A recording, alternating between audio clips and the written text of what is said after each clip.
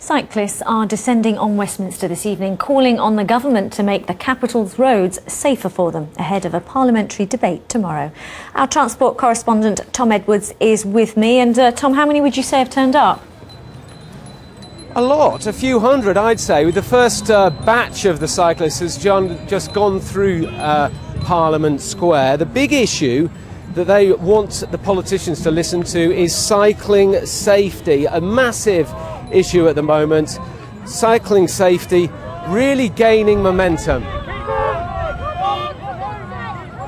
Basically turned it into a sort of memorial library. At the Cubic Gallery in Angel, there's an art installation built to remember Dan Cox.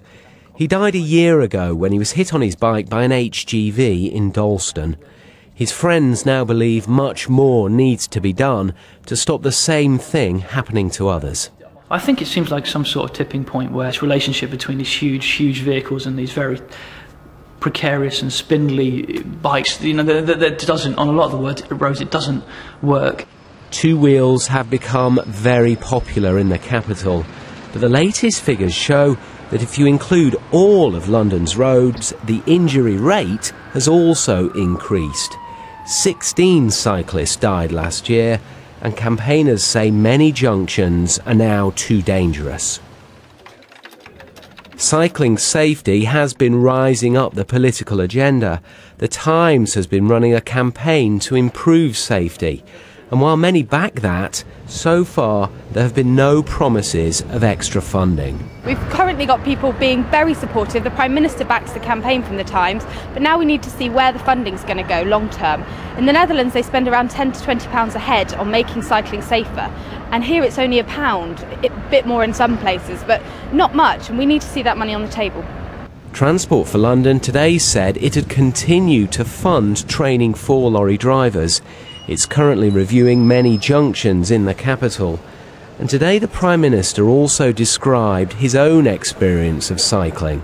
Anyone who's got on a bicycle, particularly in one of our busier cities, knows that you are taking your life into your hands every time you do so. And so we do need to do more to try and make cycling safer. The government is making it easier for councils to install mirrors at junctions. We're putting £11 million into training for children and £15 million for better cycle routes and facilities across the country.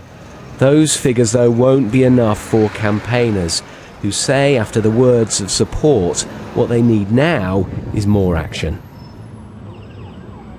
Cyclists are still coming through here. I have to say, it does look like more than a few hundred have turned out for this protest. Let's speak to one of the organisers, Danny Williams, who's also a blogger. You heard the Prime Minister's comments today. What did you make of them? I thought he was completely spot on. He's absolutely right that it's quite difficult to cycle in UK cities. The thing is, it absolutely shouldn't be difficult to cycle in the UK. And that's a factor of how much investment we've put into the UK, which has been pretty minimal and pretty patchy. He did speak about some of the investment. Is that going to be enough, do you think? No, if you think about 25 million, which is what he talked about today, for the whole of the country, that's equivalent to what? A train carriage.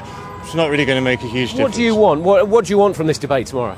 What I'd really like to see is MPs thinking about, can my child cycle to school? I'd argue that in the UK at the moment they can't.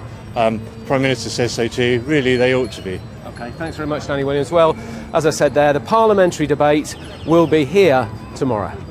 Tom, from Parliament Square, thank you. Still to come tonight.